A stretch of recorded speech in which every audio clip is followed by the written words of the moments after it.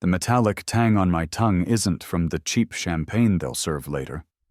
It's satisfaction, sharp and lingering. I stand at the altar, a carefully constructed smile on my face, watching the scene unfold. Sarah, my beautiful, beaming fiancé, is kissing another man. Not just any man. That's Jake, who, until 24 hours ago, was supposed to be my best man. Now he's her. Well, the program says man of honor, but we all know what that really means. A collective gasp ripples through the 150 guests packed into St. Michael's. Good. Let them gasp. Let them whisper. This, I announce, my voice carrying easily in the sudden, shocked silence, amplified by the discreet lapel mic I insisted on, was always the plan. Chaos erupts. My plan. My perfect, intricate, devastating plan. It all started properly, or rather unraveled properly, 48 hours ago. We were at the rehearsal dinner, a stuffy affair at some overpriced restaurant Sarah's mother had insisted upon. I remember the cloying scent of lilies, the way the gold-rimmed plates seemed to sneer at me.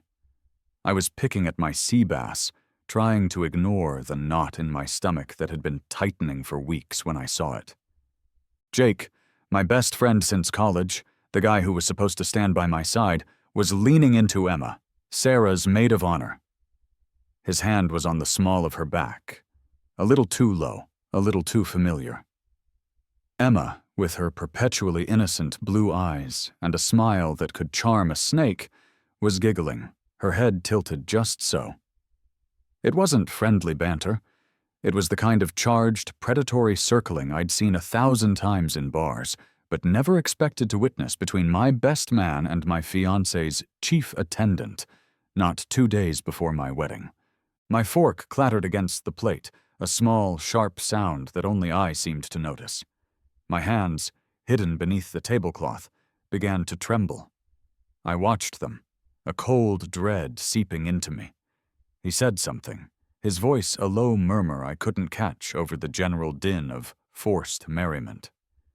She laughed again, then subtly, or so she thought, passed him her phone. He tapped something into it, a smug little smirk playing on his lips, before handing it back. Numbers exchanged, right there, in front of everyone, yet hidden in plain sight.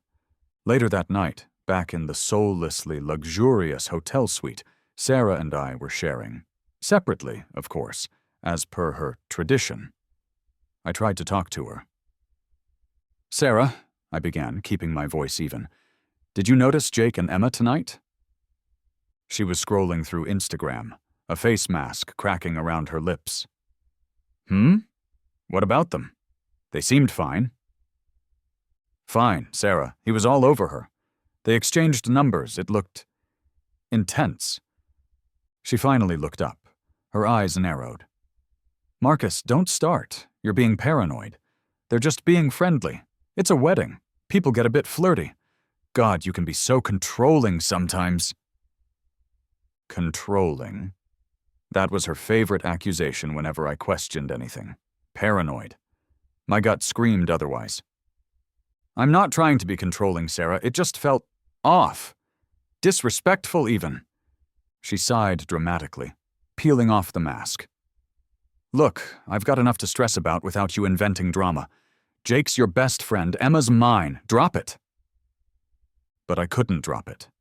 Her dismissal, the casual way she brushed off my legitimate concerns, it was like a splash of cold water. I went into the bathroom, my reflection looking back at me like a stranger. That's when I made the decision. If I was paranoid, I'd get proof. I took out my phone, checked the storage, and set it to record video whenever I could discreetly, quietly. A little power move just for myself. The next day, during the actual rehearsal at the church, the air was thick with unspoken things. Jake was still playing the role of devoted best man, clapping me on the back, cracking jokes. Emma was fluttering around Sarah, adjusting her imaginary veil, her eyes darting towards Jake every few minutes. I kept my phone angled, recording snippets. Later, reviewing the footage, I saw it clearly. The lingering glances, the brief touches that lasted a fraction too long, the shared smiles when they thought no one was looking. It was that evening, less than 24 hours before the wedding, that the mini cliffhanger of my burgeoning horror story arrived. Sarah was out with her bridesmaids for a last night of freedom dinner. I was supposed to be with Jake and the groomsmen, but I'd pleaded a migraine. I needed to think. I was scrolling through old photos, trying to remember a time when I trusted Jake, when a notification popped up on his laptop, which he'd carelessly left open on the desk in our shared groomsmen suite. A message preview from Emma. "Can't wait for tomorrow? Think he suspects anything?" My blood ran cold. I clicked. The message history went back months. Flirty texts, inside jokes, plans to catch up that were clearly more than friendly. My initial, shaky suspicion hardened into a sickening certainty. This wasn't just wedding day flirtation. This was a betrayal of a different magnitude. Driven by a desperate, nauseating need to know the full extent, I did something I'd never done before. I picked up Jake's phone. It was unlocked. His gallery. My breath hitched. There they were. Explicit photos. Emma, Jake. Posed, smiling, intimate. Photos taken in hotel rooms, in what looked like Jake's apartment. Dates stamped on them. The most recent one was from last week, when Jake had told me he was visiting his sick aunt. The metallic taste in my mouth intensified, but now it was bitter, like bile. This wasn't just a flirtation. This was an affair, a long-standing, calculated, gut-wrenching affair. And I was about to marry a woman whose maid of honor was sleeping with my best man. The sharp scent of industrial-strength cleaning products, the kind that unsuccessfully try to mask stale cigarette smoke and despair, filled my nostrils. I was sitting on the floor in the hotel hallway, Jake's phone clutched in my hand. The explicit images burned into my retinas. My world had just imploded. The carefully constructed narrative of my life, successful architect, loving fiancé, loyal best friend, was a smoking ruin. My first coherent thought was, prenup. Sarah and I had one. A fairly standard one, or so I'd thought. I fumbled for my own phone, my fingers slick with sweat, and called Derek. He was an old college buddy, now a shark of a lawyer specializing in messy divorces. "Marcus, it's 2 a.m. Everything okay for the big day?" His voice was groggy. "Derek, I need you, now," I explained, the words tumbling out in a torrent of disbelief and rage. He listened, the silence on his end punctuated only by my ragged breathing. "The prenup, Marcus," he said finally, his voice now sharp and alert. "What are the infidelity clauses? And more importantly, what do you know about Sarah's financials, the ones her family presented?" My heart pounded a furious rhythm against my ribs as a plan, cold and sharp, began to take shape in the wreckage of my emotions. Revenge. It was an ugly word, but right then it was the only thing that made sense. Derek's questions about Sarah's family financials resonated. They'd made a show of contributing significantly to the wedding, a gesture that had seemed generous at the time. Now it felt like another piece of a puzzle I was only just beginning to assemble. The next few hours were a blur of frantic, whispered phone calls and clandestine research on my laptop. Derek got to work on the legal side, digging into the prenup's fine print. I focused on Sarah's family. It didn't take long to find the cracks. Public records, a few discreet inquiries with contacts I'd cultivated in the financial world. The picture that emerged was grim. Her father's supposedly thriving import-export business was leveraged to the hilt, teetering on the brink of bankruptcy. Their generous wedding contributions? Likely a desperate attempt to maintain appearances, or worse, to secure a connection to my perceived wealth.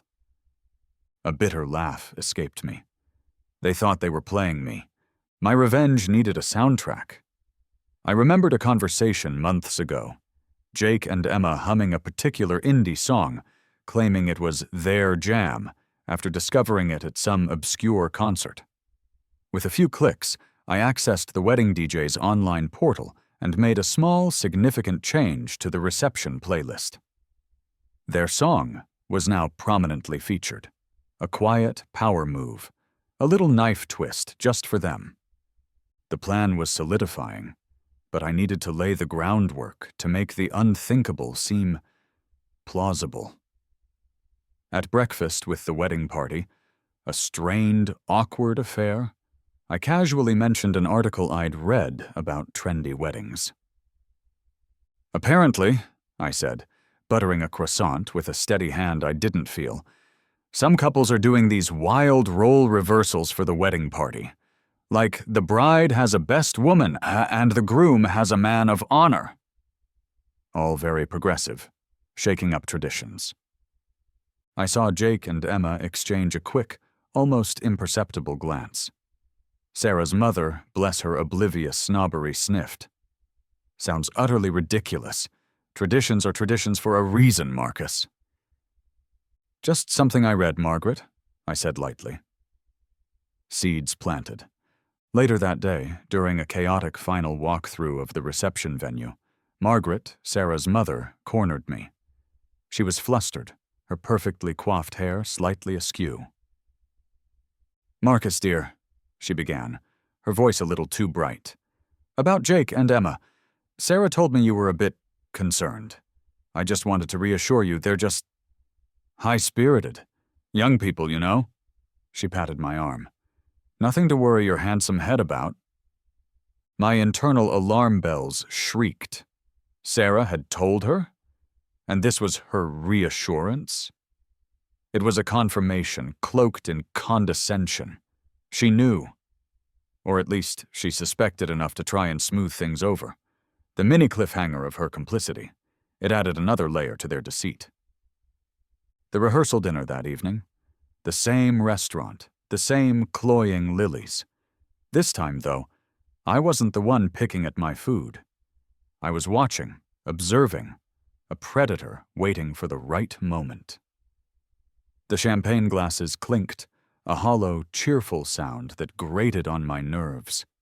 Speeches were made, full of saccharine platitudes and blatant lies about enduring love and loyalty. Jake's speech, in particular, was a masterpiece of hypocrisy, lauding our unbreakable brotherhood. I almost choked on my water. Then it was my turn. I stood up, tapping my glass for attention. A hush fell over the room.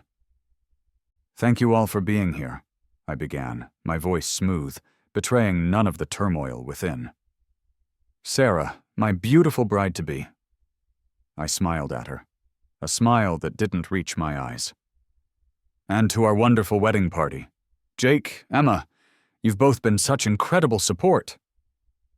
I paused, letting the anticipation build.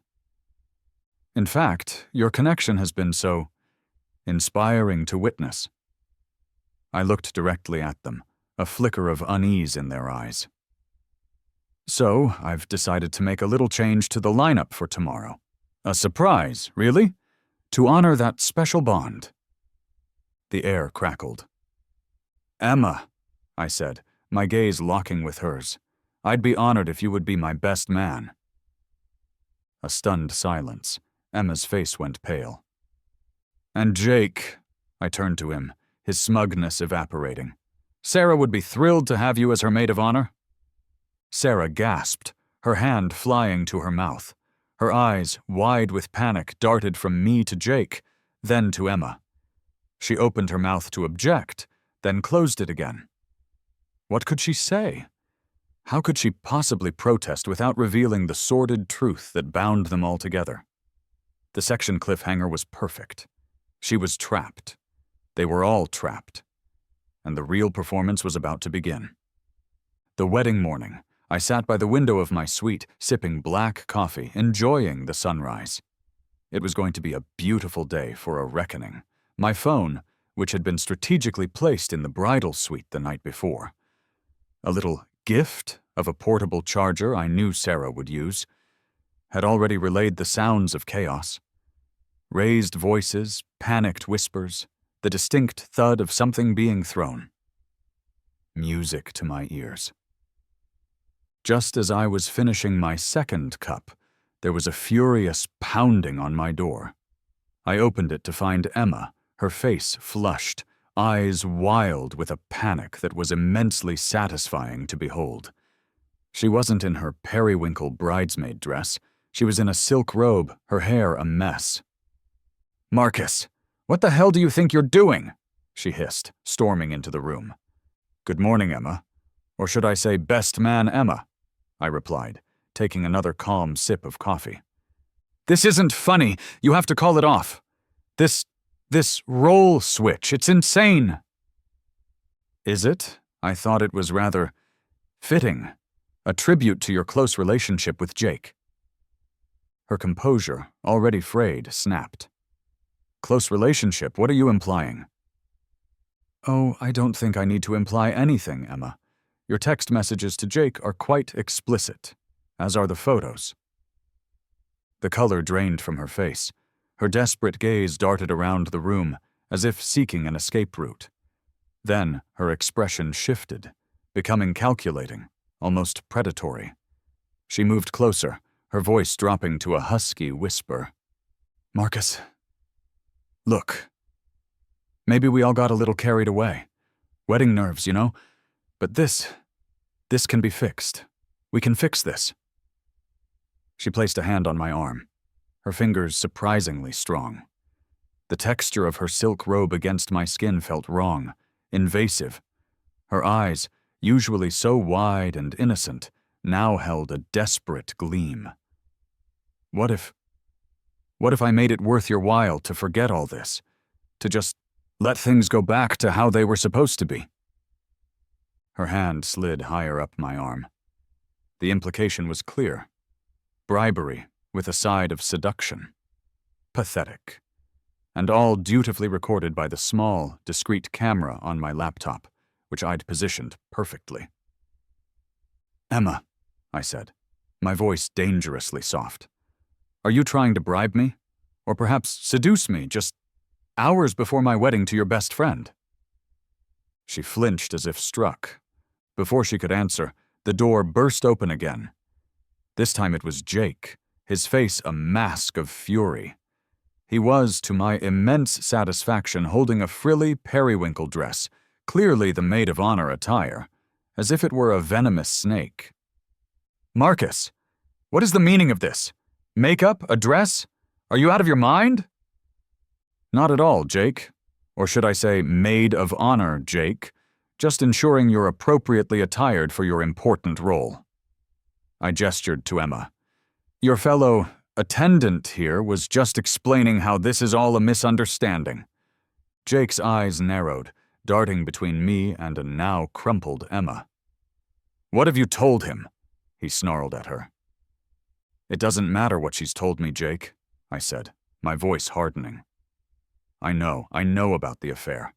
The months of sneaking around, the photos." A beat of silence, thick and suffocating. Emma looked like she was about to be sick. Jake's bravado deflated, replaced by a dawning horror. "But don't worry," I continued, a cruel smile playing on my lips. "I'm not going to stop you. In fact, I'm helping you. I'm giving you exactly what you both clearly want. Each other." The mini cliffhanger of their dawning comprehension was delicious. "Now, if you'll excuse me, I have a wedding to get to, my wedding, and you both have roles to play." The ceremony began. The organ music swelled, a triumphant traditional sound that felt utterly incongruous with the simmering tension in the church. Guests craned their necks, whispering, their faces a mixture of confusion and morbid curiosity as Emma, looking stiff and uncomfortable in a hastily altered tuxedo, walked down the aisle, followed by Jake, a vision of humiliated fury in the periwinkle dress, his face caked in poorly applied makeup by a snickering bridesmaid I'd subtly encouraged. The sound of nervous laughter rippled through the congregation. Sarah, when she finally appeared at the back of the church on her father's arm, looked like a ghost. Her usually vibrant complexion was ashen, her smile a painted-on rictus of terror. Her hands, clutching her bouquet, were visibly shaking. She knew I was in control. As she reached the altar, her eyes met mine. There was no love there, only fear. Good. I saw Derek in the front pew, a reassuringly grim expression on his face, a leather briefcase resting by his feet. He gave me a subtle nod. The quiet power move of having divorce papers ready, front and center. The officiant, a kindly old man blissfully unaware of the melodrama unfolding before him, began his well-worn speech about love and commitment. It was all I could do not to laugh. Finally, we reached the pivotal moment. If anyone here knows any reason why these two should not be joined in holy matrimony, the officiant intoned, his voice resonating through the suddenly silent church, let them speak now, or forever hold their peace. My gaze flicked to Derek. I gave him the slightest of nods. This was it. The trap was sprung. Derek stood, the leather of his briefcase creaking ominously in the silence. Every head in the church swiveled towards him. Actually, Reverend. Derek's voice was calm, authoritative, cutting through the tension like a knife. There is a matter that needs to be addressed. I have evidence of significant financial misrepresentation and potential fraud concerning the prenuptial agreement signed by Miss Sarah Carmichael and Mr. Marcus Thorne. A gasp, louder this time, collective and sharp. Sarah's face, already pale, drained of all remaining color. She looked like she might faint. Her father, standing beside her, stiffened, his jovial facade crumbling. "This is an outrage," Sarah's father blustered, his voice too loud, too defensive. "What is the meaning of this interruption?" "The meaning, Mr. Carmichael," I said, stepping forward, my voice ringing with a clarity I hadn't felt in months, "is that the game is up." I turned to the stunned congregation. Many of you know that Sarah's family generously offered to contribute to this wedding. What you may not know is that the Carmichael family business is, in fact, on the verge of bankruptcy. This entire wedding, this rush to the altar, wasn't about love. It was about securing access to my assets, a lifeline for a sinking ship. The echo of gasps reverberated through the church. It was a symphony of shock. "And Jake and Emma?" I continued, gesturing towards my erstwhile best man and maid of honor, who were now looking like trapped animals. They weren't just having a sordid affair, they were co-conspirators, recruited by Mr. Carmichael to get close to me, to gather information, to ensure this union went ahead smoothly so they could all benefit from the eventual planned divorce and carve up what they believed to be my considerable fortune. Emma whimpered. Jake looked murderous, but impotent in his periwinkle prison. "You see," I said, allowing a predatory smile, "I've been aware of their activities for some time, and I've been feeding them information.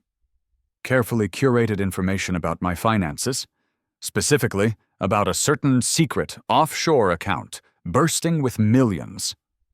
I paused, letting that sink in. The account they were so eager to get their hands on?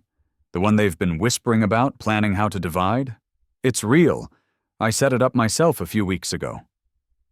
Another pause. It's also completely empty. A decoy. The silence that followed was profound. Then Sarah made a move. A desperate, clumsy lunge towards the side aisle, her expensive gown tangling around her legs. "Not so fast, Sarah," I said calmly. Two large, impeccably dressed men, friends of mine from a rather specialized security firm, stepped forward, blocking her exit. the mini cliffhanger of her failed escape.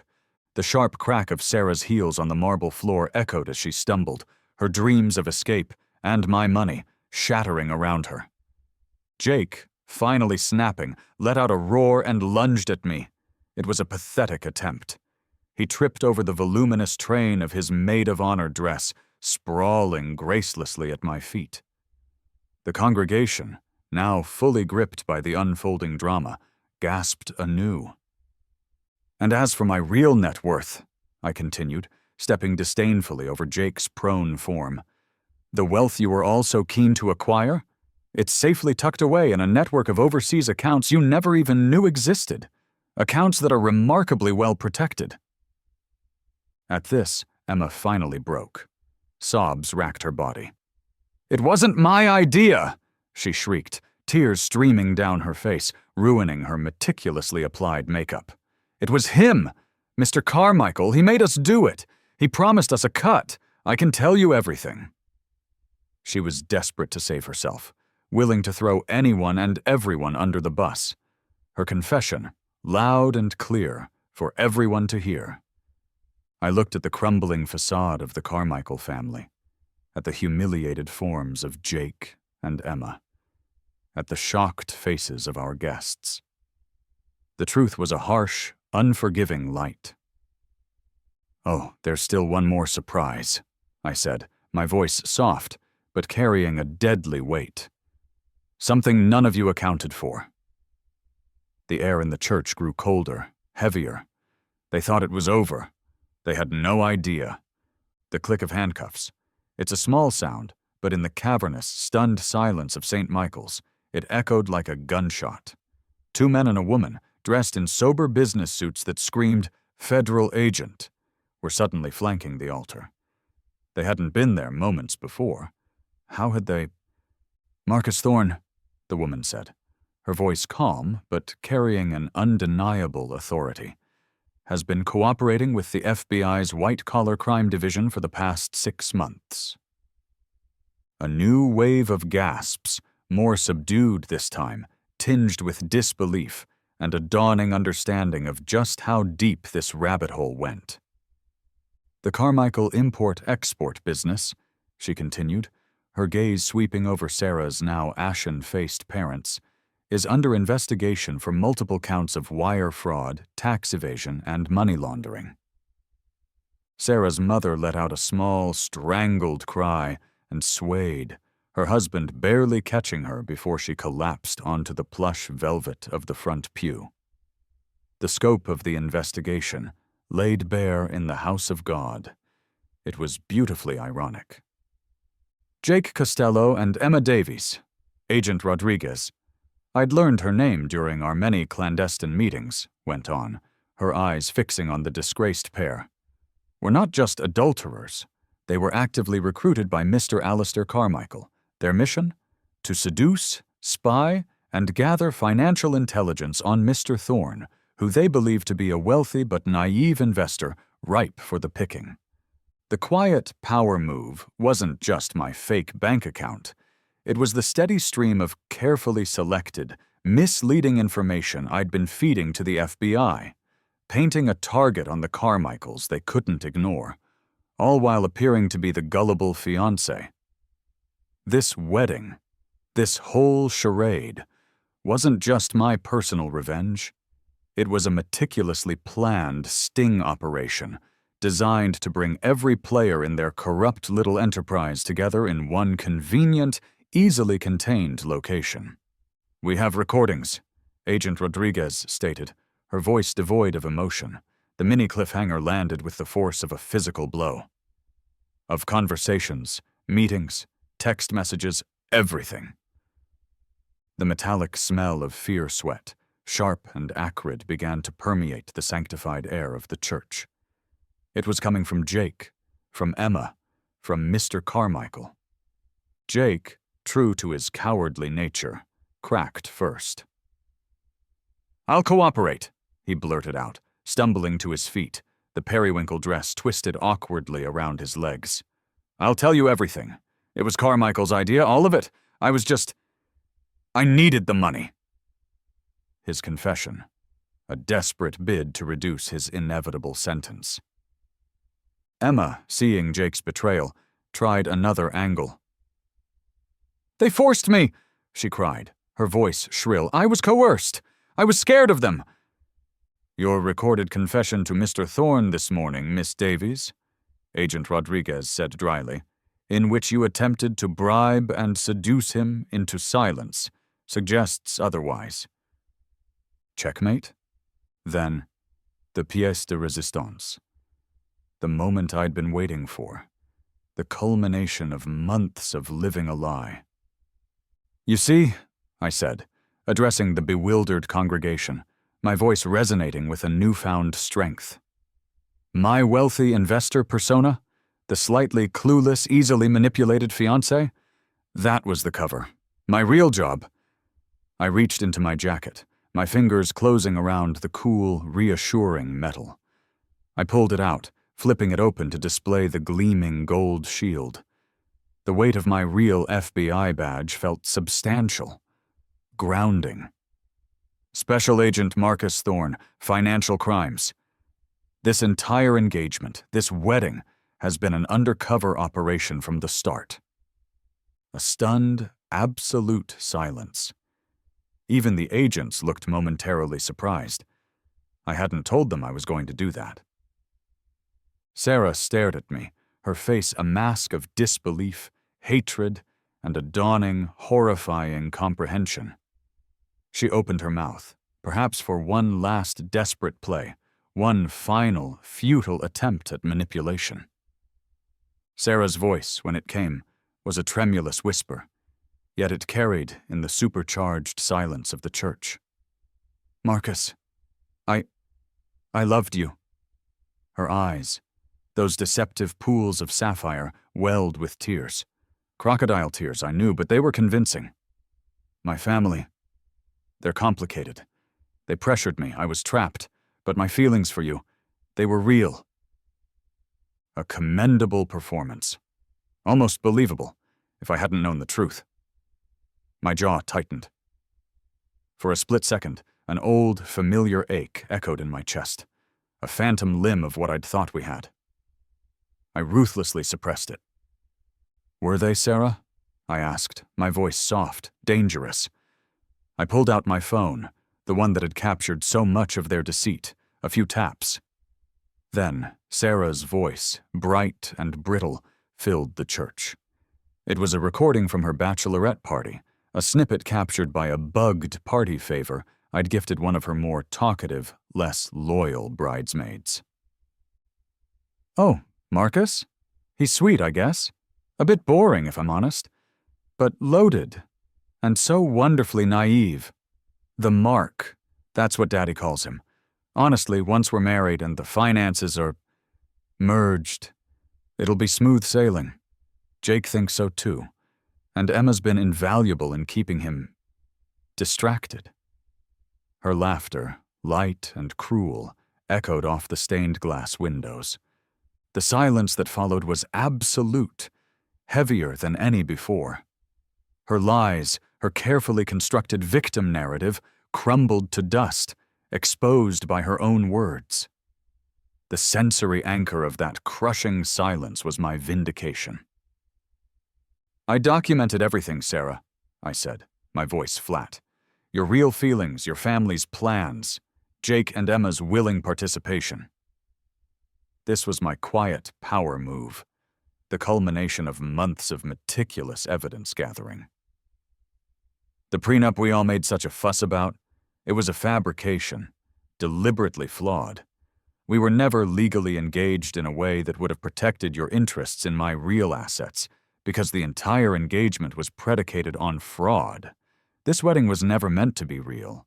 It was a stage set to catch you all. Just then, the heavy oak doors at the back of the church creaked open. Mr. Carmichael, Sarah's father, who had mysteriously disappeared from the front pew during Agent Rodriguez's initial revelations, was being escorted back in by 2 more FBI agents. The mini cliffhanger of his futile escape attempt played out for all to see. He looked deflated, aged a decade in the last 10 minutes, The congregation, which had been a sea of shocked but relatively still faces, finally erupted. Not in anger, but in a cacophony of whispers, exclamations, and the distinct, rapid-fire clicking of camera phones, the sensory anchor of a scandal going viral in real time. This story would be everywhere by nightfall. "Ladies and gentlemen," I announced, raising my voice above the growing din, "I apologize for the unconventional nature of today's events. You came expecting a wedding. Instead, you've witnessed the culmination of a 6-month federal investigation into financial fraud and racketeering. Jake and Emma, looking utterly broken, were formally arrested, their Miranda rights read in clipped professional tones. The periwinkle dress and ill-fitting tuxedo suddenly seemed even more pathetically absurd under the cold, hard light of federal charges. Conspiracy, fraud. Their affair was the least of their crimes now. Sarah, no longer crying, just stared blankly ahead as agents gently but firmly cuffed her hands behind her back. Her parents were similarly detained, racketeering. It was a heavy charge. Their carefully constructed empire of lies was imploding. "The considerable expenses for today's event," I continued, a grim satisfaction settling deep in my bones, "will be donated in their entirety to a charity supporting victims of financial fraud." Another quiet power move, turning their greed into a force for good. The church began to empty, the guests shuffling out in a daze, their voices hushed, their eyes wide. The sensory anchor of that slow, echoing exodus, the whispers and the clicking phones marked the end of the charade. Derek clapped me on the shoulder. "You did it, Marcus. You actually did it." I let out a breath I felt like I'd been holding for 6 months, free, finally, unbelievably, free from the nightmare. I walked out of St. Michael's with Derek, blinking in the bright afternoon sun, leaving the wreckage of the Carmichael dynasty behind me. But it wasn't quite over. There was still the trial. 6 months later, the courtroom was predictably drab, all polished wood and muted colors, a stark contrast to the opulent lie of the wedding. The scratch of the court reporter's stenotype machine was a constant rhythmic whisper, the only sound apart from the rustle of papers and the occasional cough. This was my sensory anchor now, the sound of due process. I was on the stand, the prosecution's star witness. I recounted the meticulously documented deception, my voice even professional. Sarah sat at the defendant's table, flanked by her expensive lawyer. Her eyes, when they met mine, blazed with a pure, unadulterated hatred. The demure, loving fiancé was gone, replaced by a woman stripped of her pretenses, realizing just how thoroughly and comprehensively she had lost. That was an emotion-rich action I'd replay in my mind for a long time. Jake, looking gaunt and defeated, had already made a deal. He got 5 years, his testimony against the Carmichaels buying him a slightly reduced sentence. Emma, ever the opportunist, had cooperated even more extensively. Her tearful confessions and detailed accounts of the Carmichael conspiracy earned her 3 years, with a possibility of early parole. She'd sung like a canary, throwing everyone, especially Sarah, under the bus to save her own skin. The Carmichael family empire, built on decades of deceit and shady dealings, crumbled under the weight of the evidence. Assets were seized, accounts frozen. Sarah's father, the patriarch of their corrupt dynasty, received a sentence that would ensure he'd spend his remaining healthy years behind bars. Her mother got a lesser, but still significant term for her complicity. My quiet power move was simply telling the unvarnished truth, backed by irrefutable evidence. The prosecution, with Derek assisting, laid out the intricate web of fraud. My real identity as an FBI financial crime specialist was officially revealed during the trial, adding another layer of humiliation for the defendants. They hadn't just been duped by a wealthy mark. They'd been outmaneuvered by federal law enforcement. The satisfying thud of the gavel as each sentence was announced was the true sensory anchor of justice served. After my final testimony, as I was leaving the courthouse, a woman approached me. "Special Agent Thorne?" I turned. She was tall, with intelligent, kind eyes and a no-nonsense haircut. Agent Rebecca Davies, from the Asset Forfeiture Division. We'd worked peripherally on the case, but never met formally.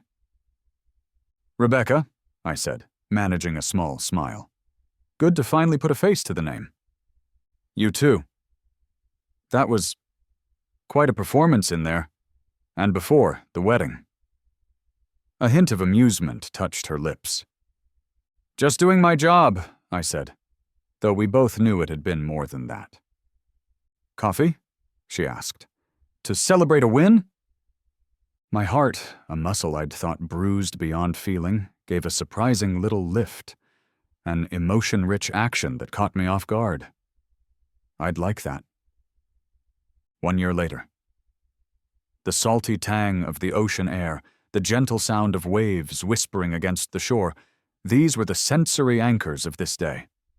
No grand church, no hundreds of guests. Just a handful of close friends, real friends, and family on a secluded beach in Maui. Rebecca stood before me, her eyes shining, her smile genuine and breathtaking. Our wedding. Small, authentic, and utterly real. Our song. A quiet, acoustic melody played softly in the background. A few weeks before, a letter had arrived, forwarded from my old address. Prison stationery. From Emma. I'd almost thrown it away, but curiosity, a lingering speck of some unidentifiable emotion, had made me open it. "Marcus," it began, her handwriting surprisingly neat. "I know you'll probably never read this, or if you do, you'll burn it. I deserve that. I just wanted to say, thank you. You showed me who I really was, who I had become. And as much as I hate what happened, I'm trying to, I don't know, be better. Maybe one day I will be." There was more, but I didn't read it. I didn't need to. I walked to the fireplace in the small beach house Rebecca and I were renting and dropped the letter onto the dying embers of last night's fire. The paper curled, blackened, and then with a final, satisfying whoosh, turned to ash. Some people might find redemption. Some might even deserve it. But her journey wasn't mine to witness or validate. I turned back to Rebecca, who was watching me with that knowing, gentle smile. She held out her hand. I took it. As we danced on the sand, the setting sun painting the sky in hues of orange and purple, I felt a lightness I hadn't thought possible. This was my song now, our song, and I was finally, completely, wonderfully free.